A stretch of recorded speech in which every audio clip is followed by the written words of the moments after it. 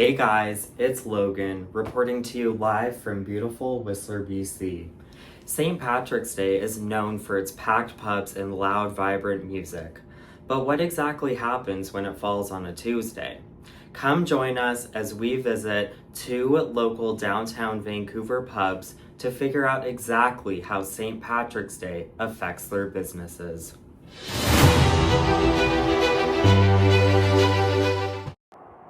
St. Patrick's Day initially started in 1631, when the Catholic Irish celebrated the day in honor of St. Patrick, who died in 460 AD. In comparison, old St. Patrick's Day celebrations is kind of like our Thanksgiving, except it was a day where religious Catholics who participate in a thing known as the Lent fast, which is associated with being Catholic in Ireland, they couldn't eat meat from January to April, meaning mid-March was kind of the perfect time to have just one day where they could celebrate and honor St. Patrick and break their fast, and they could eat meat as a family, and it was just something to look forward to. St. Patrick's Day is a key boost to British Columbia's economy because during March is kind of notorious for being dead season.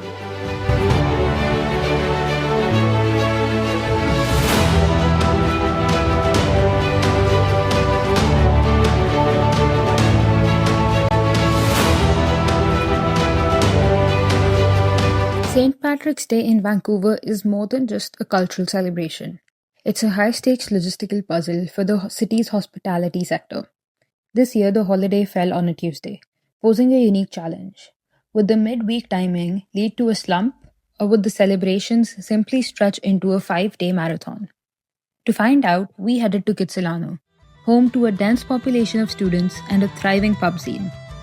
While larger downtown venues were banking on a 5-day event series, local favorites like Heinz Irish Pub had to balance the tradition of the 17th with a massive Celtic fest happening right down the road over the weekend. We spoke with a server at Heinz to see how the Tuesday factor actually played out. On the day off, the pub opened its doors at 11 a.m. with live music kicking off by 3. Even with the rain, the turnout was massive. Staff described the day as more tame this year on the actual day, but still a lot of people. In fact, the crowds were so persistent that due to the weather, the pub had to pass out umbrellas to those waiting in hours-long queues. While the actual Tuesday was busy, the weekend stole the show. According to staff, Saturday was crazy busy, largely because people went back and forth between the Celtic Fest and here. Interestingly, they noted that while the volume of people was similar to last year's Monday holiday, last year's was a lot more rowdy and eventful. From a business perspective, the revenue difference remains massive, reaching thousands of dollars above a typical weekday, driven largely by bestsellers like Guinness and Baby Guinness. Perhaps the most notable trend this year is the demographic shift. Staff told us we've been seeing a ton of UBC students more than before. Beyond the student crowd, they observed a diverse mix between Canadian, Irish, and maybe some English folks. As the team at Heinz put it, it's not even a specifically Irish holiday anymore, but a diverse, citywide event that remains a cornerstone of Vancouver's local economy.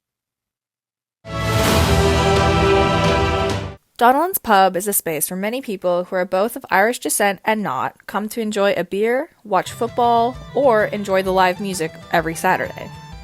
An interesting thing was most of the staff were Irish, and just stepping into the pub felt like you were on holiday in Ireland. The staff mentioned there that their numbers had been solid for this year's St. Patrick's Day, and the fact it was on a Tuesday didn't cause many lines. This goes to show the connection Vancouver has as a leading Canadian city in diversity and showcasing every different cultural celebration like St. Paddy's Day.